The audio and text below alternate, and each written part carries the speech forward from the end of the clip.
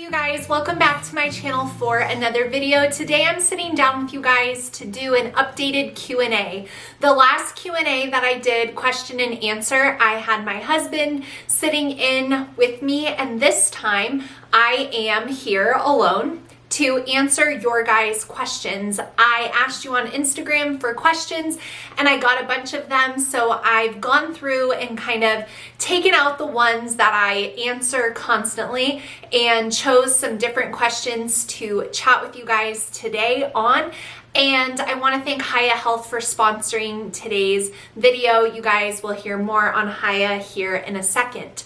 So I like doing Q&As because it gives me a chance to kind of hear from you guys on what you're wondering. Sometimes I'll mention something in passing in a video and a lot of you guys will hear it and you'll say, well, what was she meaning or what was she talking about? And so I like doing Q&As on my channel because of that. I've been sharing my homeschooling journey as a mom on YouTube for a long time now. And so a lot of you guys are regular viewers. So my questions are not like, tell me how you got started with homeschooling. I think most of you know that by now. So these questions are more along the lines of like getting to know me better, and I always appreciate the questions that actually have nothing to do with homeschooling. It's fun to talk about something else. So I have my questions here.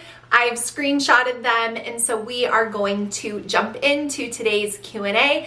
Put your headphones in, go for a walk, vacuum your house, fold some laundry, or sit down and take a mom break. You can totally listen to this. There's not going to be anything to see here, just me chatting with you guys, and I hope you enjoy this Q&A. All right, so I already told you guys Hiya Health is sponsoring today's Q&A. Hiya has been my choice for my kids' multivitamins for about the last 6 months, and the thing that I love most about Hiya is the fact that there is 0 added sugar in the vitamins. Nothing but the good stuff to make sure your kids are getting those important micronutrients that a lot of children are missing in their diets, even kids who eat decently healthy.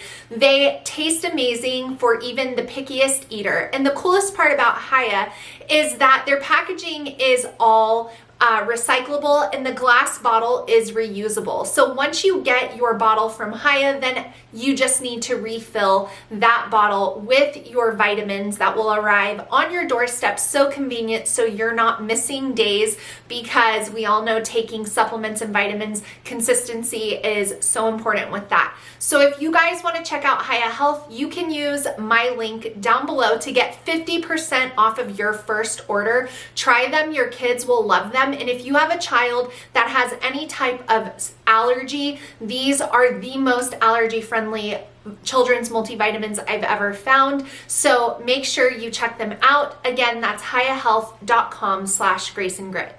Okie doke. Favorite ice cream flavor? I do not eat ice cream.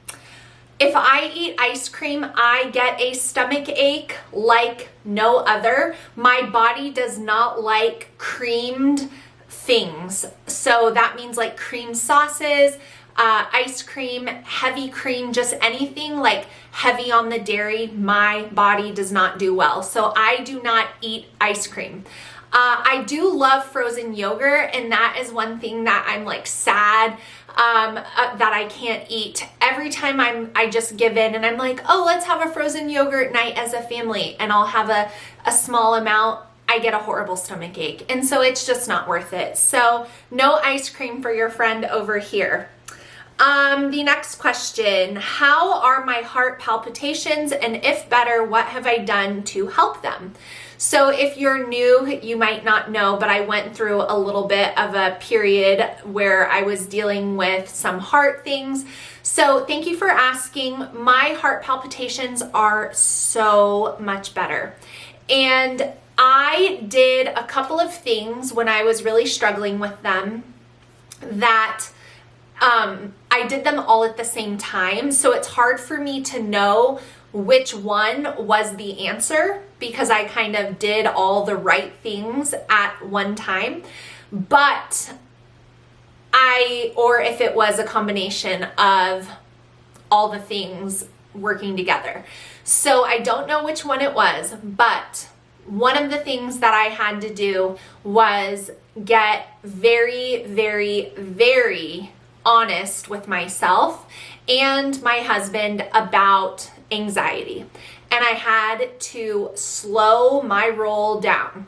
I had to be more intentional with resting. I had to be more intentional with not working myself to death with my social media work. I had to really prioritize making sure that I am actually not working a couple days, a week. Like, I don't want to work full time, and my husband doesn't want me to work full time, but sometimes I was working more than full time because, as you know, if you're a homeschooling mom, that is a full-time job in and of itself. So basically I needed to focus on rest and prioritize that.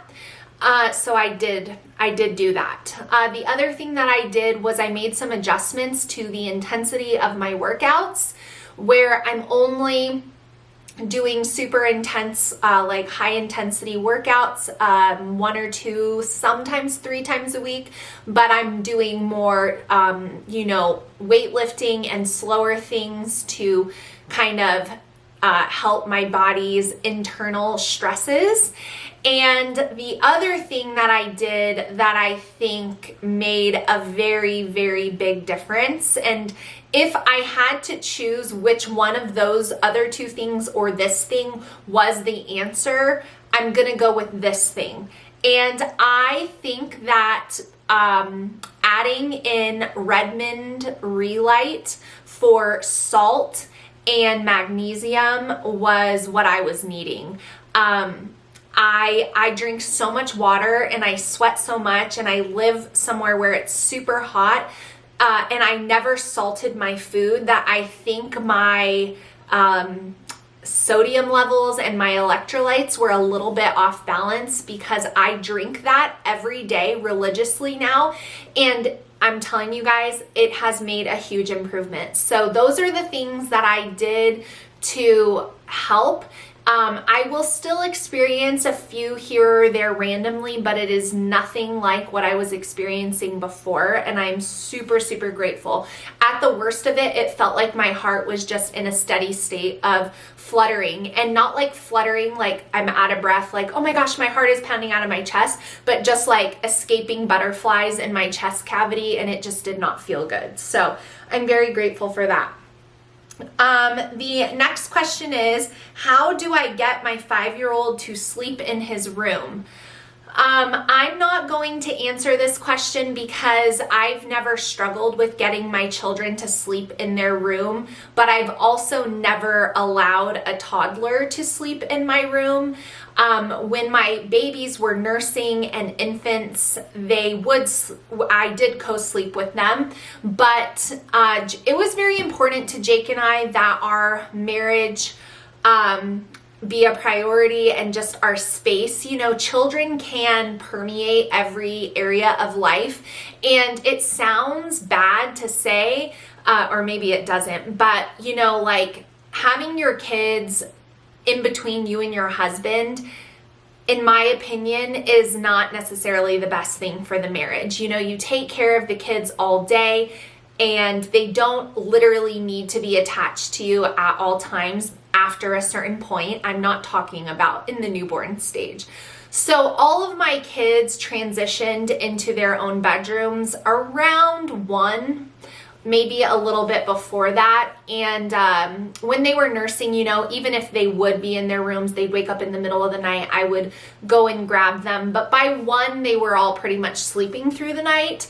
And so I've never had a 5-year-old be in my bedroom. And honestly, I think probably the best answer is to just be very consistent and put your foot down and stick with it, because at 5, they're definitely capable of understanding the instruction of staying in your bed. Now, it's habit training, so if they're used to sleeping with you, there might be obstacles, but I just think probably consistency is the answer there, and I would say that you will be thankful and the child will be thankful as well, because at 5, having your own space to sleep is going to be pretty important for adequate rest.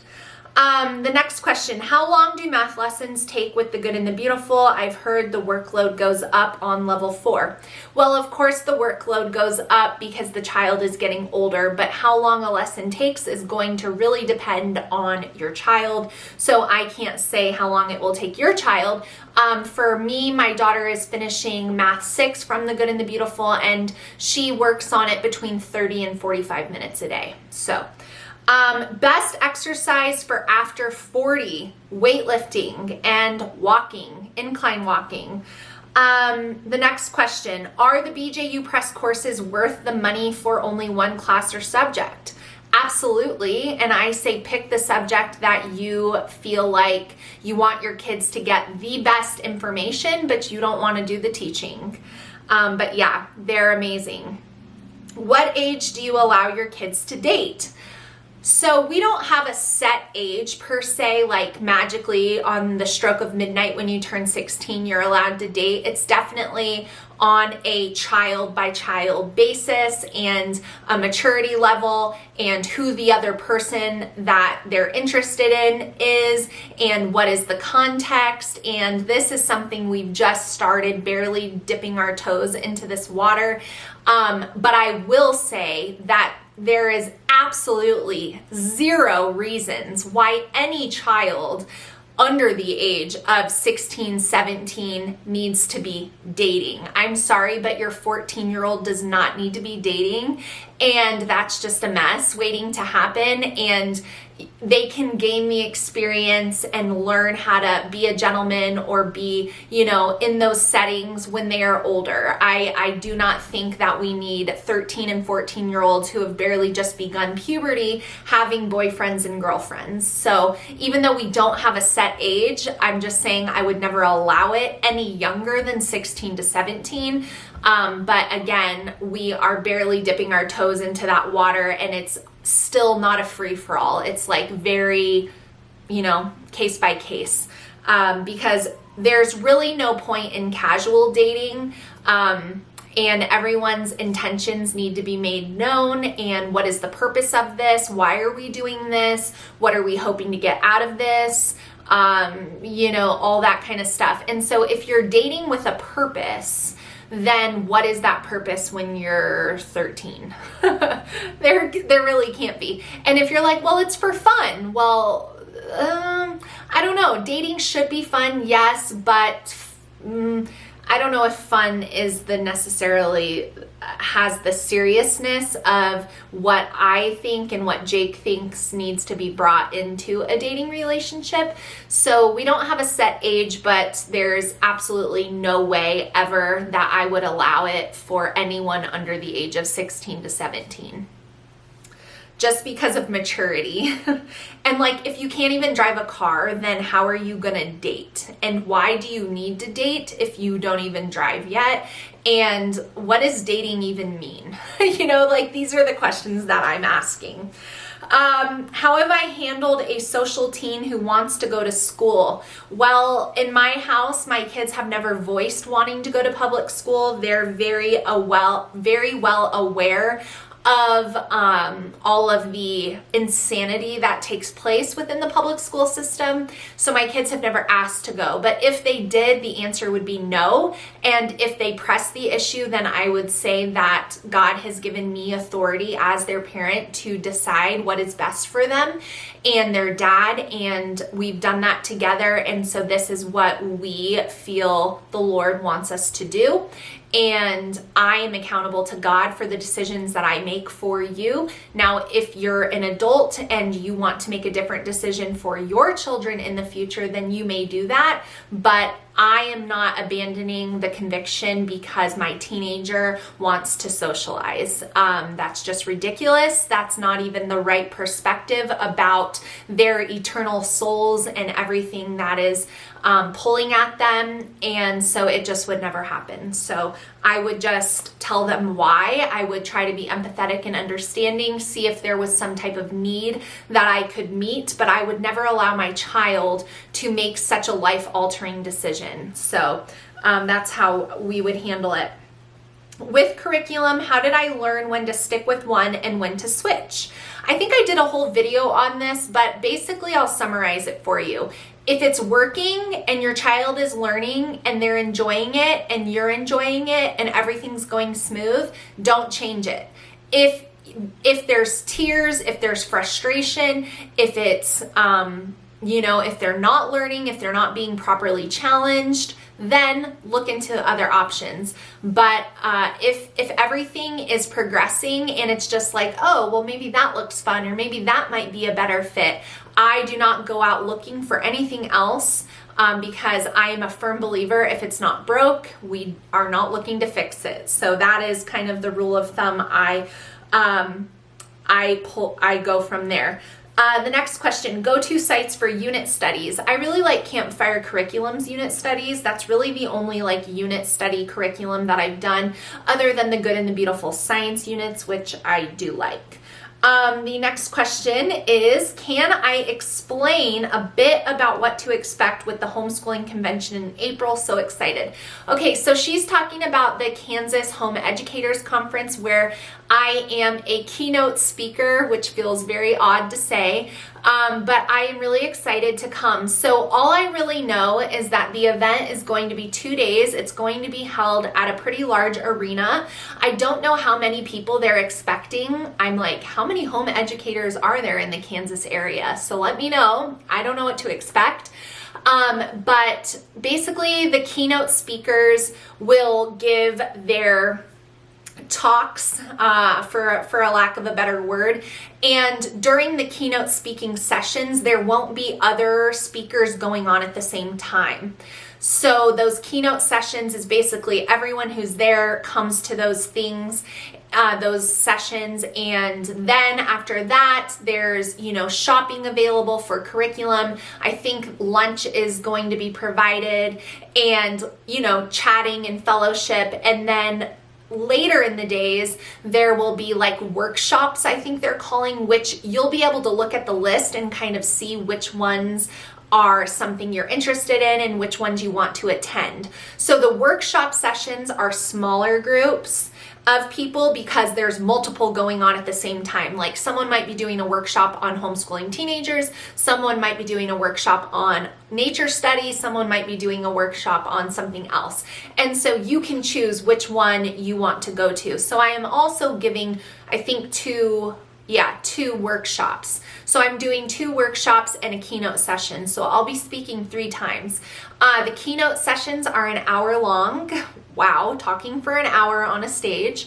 And then the workshops, I think, are 45 minutes, and those are smaller. So that's really all I know, but I'm excited to meet you, and I think it's going to be a fun time for everyone. So if you are near Kansas and you want to come say hey, that's where you can find me in April. Let's see. What is my biggest day-to-day challenge? I love this question. Currently, right now, my biggest day-to-day challenge is probably dealing with the emotional ups and downs that come with parenting teenagers. Now, my kids are great kids. Don't get me wrong. We're not going through anything life-altering, but it just feels very intense. One day we're having a lot of emotions about something, and then the next day might be a smoother day, but then the next day there might be an entirely different problem. And then the next week, those things that they were having problems with are no longer the problems. And so it's just the ups and the downs and what that does to me, because I'm obviously not going through puberty. So they're pretty much, my older 2 are pretty much, I don't know, maybe my son is still going through puberty. My daughter is pretty much done with that. So anyway, for me, it's I'm pretty level. I'm a very level person. I would not classify myself at all as a moody person. I'm not a woman who struggles with moods and has ups and downs all the time. No one knows what to predict. I'm very happy every day, until obviously there's a reason to not be happy anymore.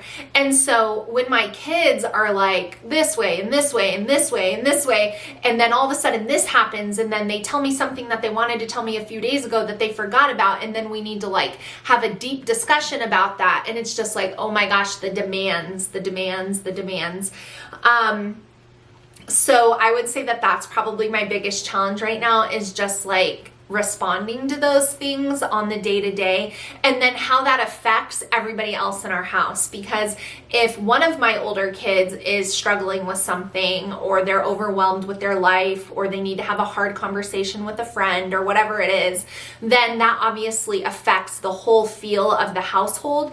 And so then I get upset because I'm like, you're negatively affecting everybody. And so it's like, I just want to wake up every day and know what I'm going to get, you know? So that is probably the biggest challenge right now. The next question is, when I'm out and about, where is the one place that you do not mind waiting? This is a good question. I guess I would say I don't mind waiting when I'm getting my hair done. Getting my hair done takes a really long time, and I don't mind sitting there waiting while I'm under the dryer, or while she's busy and cutting someone else's hair. Like, I'm happy to wait when I'm at the hair salon. If I could disinvent one thing, what would it be and why? This is another great question.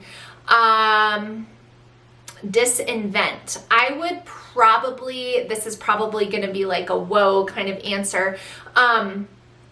But I would probably say just the whole like pornography industry. I would disinvent every aspect of that, because out of that has become, you know, so many other things. And so I would just get rid of that altogether. I won't say that I would get rid of the internet altogether, because the internet is also used for so much good, and it's a tool. But yeah, that whole industry I would completely disinvent and get rid of. What is my favorite character quality of each of my kids? I think I've answered this before, but let's see what I am thinking about right now. So my favorite character quality of my youngest daughter is that she is so thoughtful. She is incredibly thoughtful on her own, and she looks to be helpful in situations, and just notices needs, and just cares about people, and will hear something you've said and remember it. And she's just very, very thoughtful, and it's just such a sweet quality that I love a lot about her. My son right above her, so I'm going youngest to oldest. My son right above her right now, what is coming to mind is that he is just funny. I absolutely love his sense of humor, and his he's a mama's boy. He's still like my cuddly guy, and he's 13 and the same height as me, and I'm not short, so it feels like he feels like a little boy in a man's body, and I don't know, there's just something really sweet about it. So he's very funny, and I love his energy that he brings to our home. He's very excited about all the things all the time. My son right above him, his best character quality is his integrity. He is incredibly aware of sin, and very sound in his theology, and really, really strives to honor God in all of the ways. And he is someone that I know will always do the right thing. Not perfect, but I don't ever have to worry about like a moral failure with him. And so as he gets older, recognizing his integrity as a quality of a man is very endearing to me as a mom, because I know that in the future with his future wife, he will be honest, he will be faithful, he will love her well. And so that is really important to me, and a great character quality. And then my oldest daughter, one of her best, they all have wonderful character qualities, but one of her amazing character qualities is just her eagerness, her adventurous spirit. She's not afraid. She's pretty confident in who she is, and I love to see that, especially as she's blossoming into a young woman. The next question is, Am I more of an introvert or an extrovert? I'm gonna say introvert. What are things that make you cringe when you see or hear them? One thing that makes me cringe is loud chewing, mouth noises, lip smacking.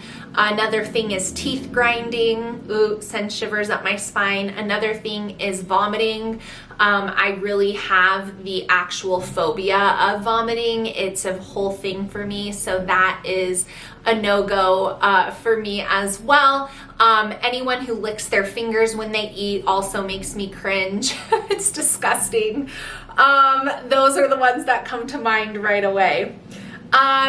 We are almost through these questions, so I'm gonna just take a few more. Do I still use my Peloton bike? Yes, I do, just not as much. I tend to ride the Peloton bike more in the summer when the garage is just too hot to work out in. So yes, I still use it, just a little bit less. Like in the nice weather time, I do different workouts. What Peloton instructors do I currently work out to? So right now I am always between Matt Wilpers, Callie, or Adrian. Those are like my top three, and occasionally Rebecca Kennedy. So those are the ones that I do. Do we set a budget for our travels? Yes, we do. We do set a budget, but it's more of like when we look at our year at a whole, we establish the things we want to do, and then we budget monthly in appropriate time frames to funnel those things. So that's kind of the way that we do it. And the last question is, how much water honestly do I drink every day, and how do I make sure I'm drinking enough? Well, the rule of thumb is like, an ounce per pound, like in the hot months, and then maybe like 0.8 ounces in the colder months. It gets really hard to drink a lot of water for me personally when it is cold because I'm just not as thirsty. So I would say the best way to do it is to make sure you're drinking enough water, which most of you are probably not, is to fill up a pretty large cup in the morning and aim to have that thing empty by lunchtime, and then fill it up again and aim to have it done by dinner time, so that way you're not going to the bathroom all night. So that would be my advice. In the winter, I probably drink between 80 to 100 ounces, and then in the summer, I'm definitely like getting closer to the 120, 160 range. So you do want to make sure you're hydrating your body properly. Coffee doesn't count, but like peppermint tea or something like that, I would count towards my water intake. So I'm sorry if I couldn't get to your questions. Those are some of the ones that, I haven't been asked a ton, so I wanted to answer. I always have more than I can answer, so I apologize, but I'll keep doing Q&As on my channel every couple of months, so you can always send them in on Instagram, or you can leave a comment on this video if you have a question. Let me know your thoughts on anything I shared today. I love hearing your guys' feedback and opinions. Make sure you check out the links to Hiya Health down below, where you can save 50% off on your first order. Try them, check them out. I'm telling you guys, they're the best. My kids love them, and I know that yours will too. So thank you so much for watching, and I will see you guys again in my next one really soon. Bye.